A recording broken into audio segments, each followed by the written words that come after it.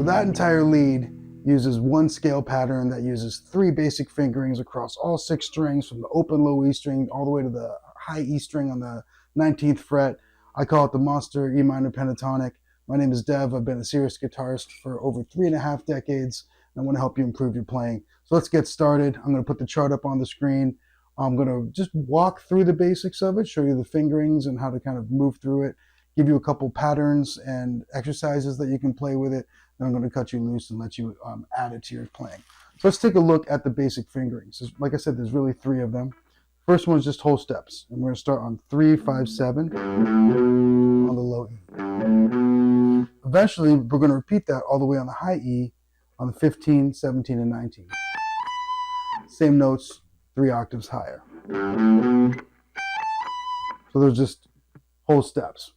Now, the next fingering is on both the A string and the D string. It's going to be a whole step, so 2 frets, and then 3 frets, so that's 5 to 7 for the whole step, and then 3 frets from 7 to 10. And then we're going to use that exact same pattern with a whole step, and then a minor third, or 3 frets, up 2 frets from 7, 9, 12 on the D. So that's going to be 5, 7, 10, 7, 9, 12. 5, 7, 10 on the A, 7, 9, 12 on the D. Go ahead, these are videos. I always say this in my videos. Go ahead and pause this here if you need to take a second to get used to that, and practice that and come back when you're ready. Now that you're back, what we've got so far is, since it's in E, we're going to add that open E string, the open low E first. Now, you might choose to play it like using just 2 fingers and slides.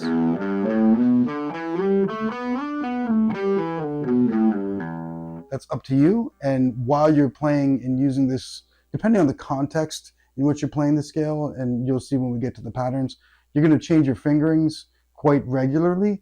But I'm just going to show you the basic fingerings right now, and I'm using 1, 2, and 4, my index, middle, and pinky for each of these on the low E, high E when we get there, and both the A and the D.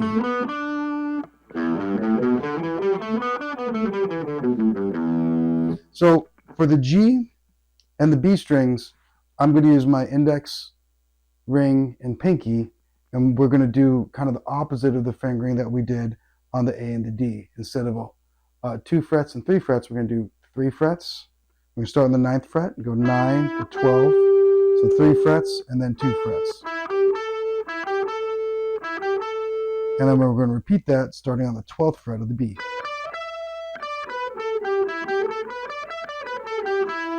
Again, you might want to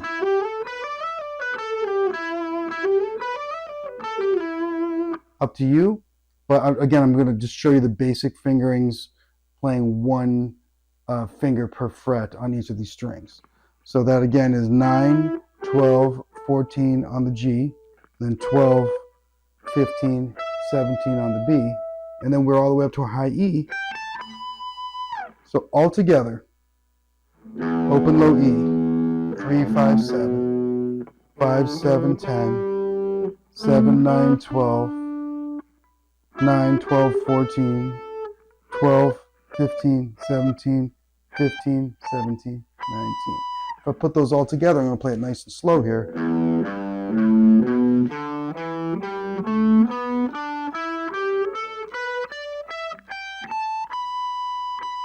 Descending.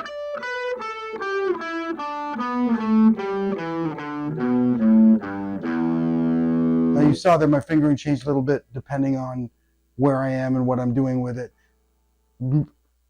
Memorizing the fretboard pattern is more important than the fingerings for me.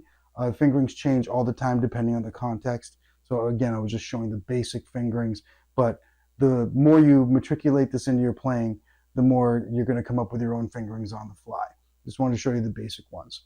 Now let's just talk about a couple things that you can do to kind of get this added to your playing, or I call it like tattooing it on your brain, getting this as part of something that you do. First thing I'm going to do is I'm just going to play all the way up it and all the way down it with the basic fingerings, just double strokes on each one.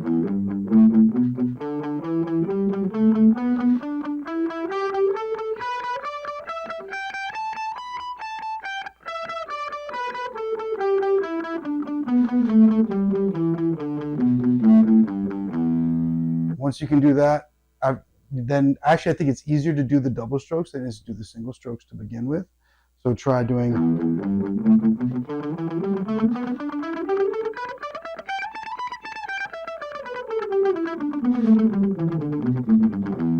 And sometimes try starting up high and then, starting high and going back down and up.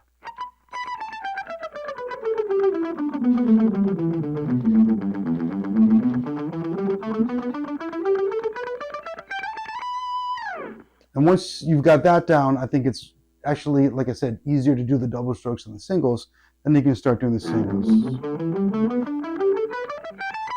So whenever I learn something like this, not only do I do something like this single and double strokes like I did earlier to kind of learn it, but I'll also apply some patterns to it to really, as I said before, tattoo it on my brain.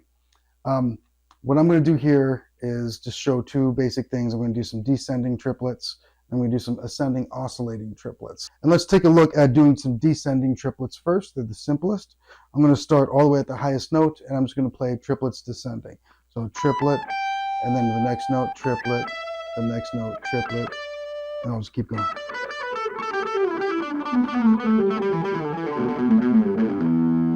So you saw me do that as part of the solo in the intro. I actually use this pattern all the times in that pattern in this scale all the time when I'm playing.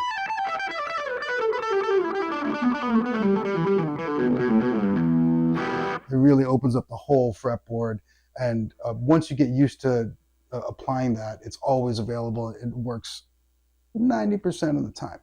So for something a little bit more complex, let's try doing some oscillating ascending triplets. In this case, I should mention that my next video is going to be all about patterns that I think lead guitarists should know. So if you find this interesting, tune in next week, or I'll put a card up if it's already up and you're watching this after this video has been out for at least a week, because this is one of the foundational patterns I think every lead guitarist should know. This is going to be oscillating ascending triplets. I'm going to go over again a whole bunch more of these in the next video.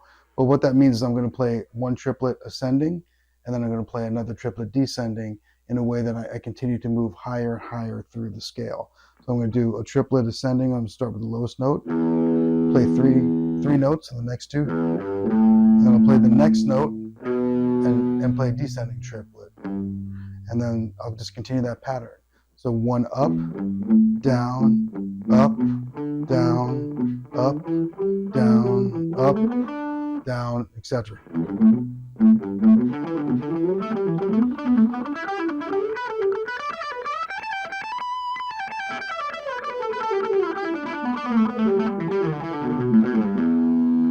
So let me do that one more time. Make sure the tabs are on the screen. I should also mention that in the description, there is a link to the full lesson that has all the tabs and a little bit more information on this on my website.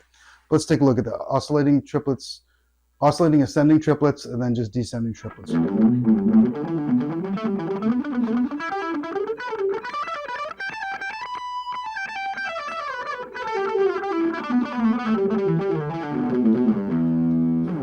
So I would always do something like that, not just playing through. You know, it's not quite as much fun. It feels a lot more robotic. That'll help you learn the pattern, but actually matriculating it into your playing, it helps to do those other patterns like that. The last thing I want to mention is, while this is all in E minor that we've been playing so far, it is based on a 3 notes per string minor pentatonic shape. To really apply this to your playing is you can take this pattern and play it in any key as long as you don't play the open low E. Ooh, that rhymed. That was one of the dorkiest raps I think has ever been spit. But if you don't play the open low E string, it becomes a 3 note per string unwrapping of the minor pentatonic. So what do I mean by that? Well, if I look at what we've been playing, there's 4 notes on the low E. If I don't play the low E, there's no open strings. So I can transpose this in any other key just by moving it up and down. So if I wanted to play it in D,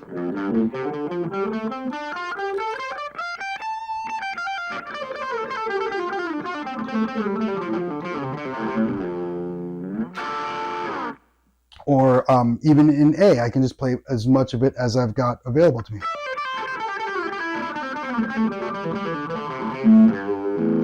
It just kind of becomes part of the normal A minor pentatonic. Or I can move everything up 3 frets and play it in G.